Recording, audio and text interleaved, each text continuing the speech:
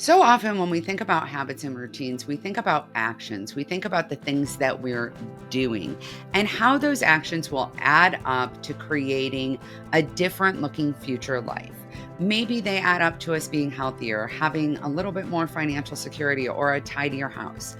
But what we often overlook is the way that our habits and routines shape who we are as human beings, the way that they change our mindset, the way that they change our self talk and our beliefs about ourselves. And today I want to talk about this particular aspect of habits and routines because a lot of the ways that we approach habits and routines undermine this particular benefit. And we really want to avoid that as much as possible. Your habits and routines should be making you feel absolutely amazing and incredibly proud of yourself, even when you're missing them, even when they're more challenging. They should be making you feel absolutely amazing and changing the dialogue in your head.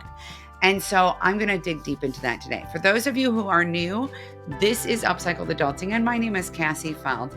I am the founder and head coach at Upcycled Adulting. I'm also the mom of 5 kids, including 2 special needs kids, an autoimmune warrior, and neurodivergent. So I know what it is to really struggle deeply with habits.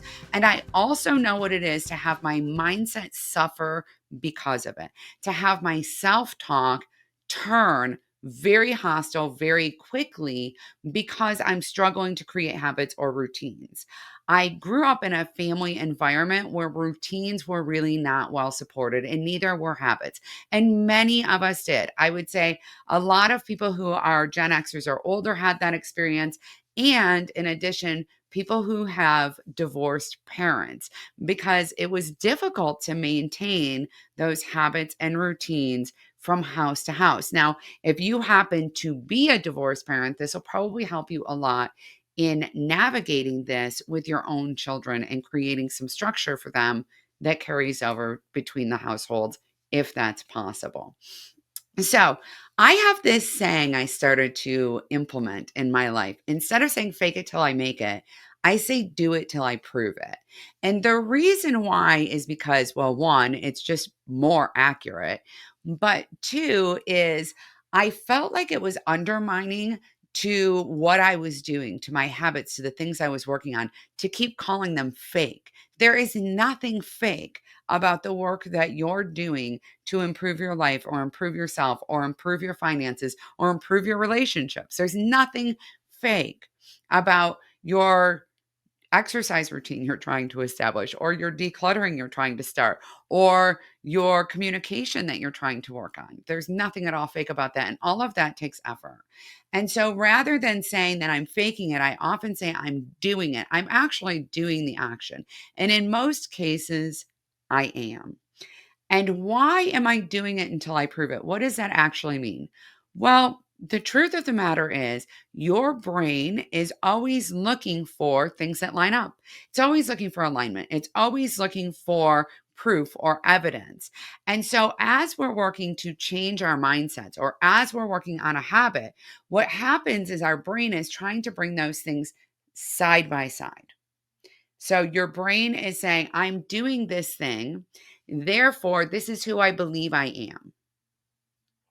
And it's really important to understand that this creates a mindset shift in which you see yourself, your identity, who you are, how you function, what choices you make as truly a reflection of the things that you're doing.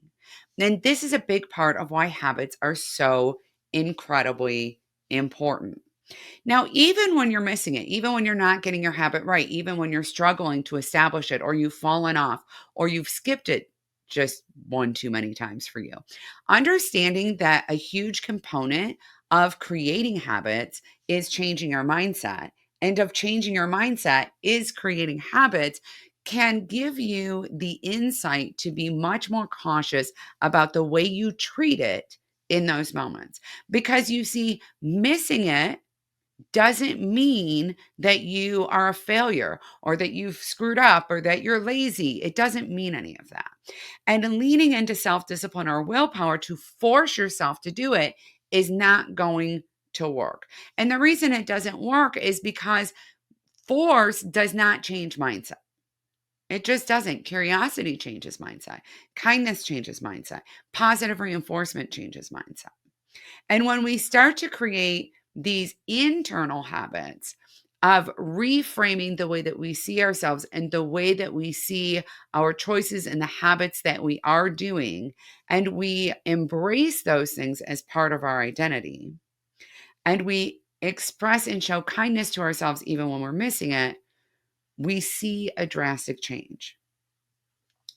The best thing to do to create a new habit is to change your mindset about the approach to the habit. Instead of saying, I have to make myself do this, changing even your language to say, I get to do this makes a huge difference. And you've probably heard that before. But what you may not have heard, or what you may have never tried before, is creating a space where you truly believe that you are successful in habit creation. Now, if you're anything like me, that might feel like quite the tall order. But when we are mindful of the habits that we already have, the routines we already have, no matter how small they are, no matter how much we've previously minimized them, we can adjust our mindset to align with the fact that we're great at creating habits. And not only that, but we can use the momentum of those habits to help us tackle the next habit. And when we are successful there, we can use that to help tackle the next one, and so forth and so on. And in this way, we build strength and confidence, and our brain processes this as evidence that this is true. I mean, we really are awesome. We really are capable. We really are killing it. We really are truly amazing.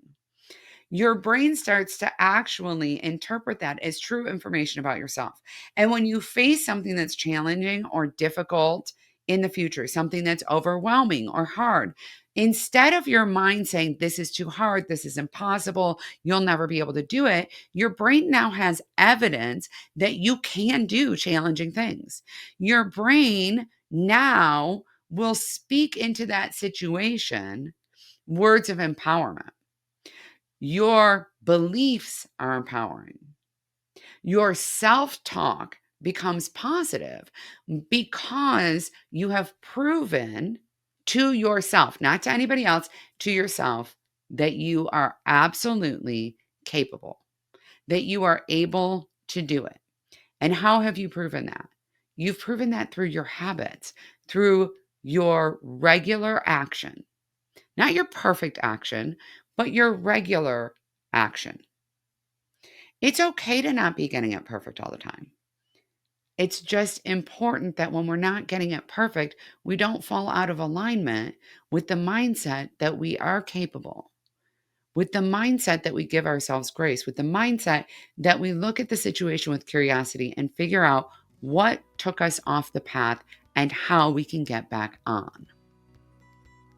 You see, the benefit of changing your habits and routines isn't just about, and I would even say it's not even 50% about changing what you do or changing some tangible outcome. It's mostly about changing who you are, changing how you see yourself, building confidence and self-esteem.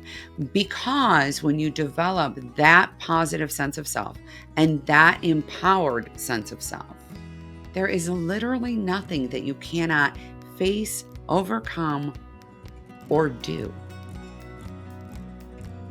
Most of what's in our way is in our head, and forcing ourselves through it won't work. Be mindful of the habits you have right now. What are the routines that you are already doing? Do you get out of bed? That counts. Do you brush your teeth? It counts. Do you eat meals? It counts. You are doing probably 25 to 50 actions a day habitually just to keep yourself alive, just to keep yourself well and functional. But you just completely discount those things. You don't give yourself the credit. And so you don't get the mindset benefit from it. Make the change today. Start thinking about your habits differently today. Give yourself credit for the things you're already doing and create momentum to take on the next thing. Y'all, you don't have to do it perfectly. You don't have to do it perfectly, and you don't have to do the whole thing. The biggest and most important thing you're going to do is set yourself up for success, count your wins, and do it till you prove it. Change your mindset about who you are and what you're capable of and what you deserve, because you are amazing and you deserve to live the life you have been dreaming about. If you want to learn more about this, make sure to check out my blog. I will link it below, and my circle. Get in my circle so that you can learn all about habits and find the support and encouragement and troubleshooting you may need to help you create new habits. And don't forget to subscribe to my YouTube. I'll see you soon. Bye, everyone.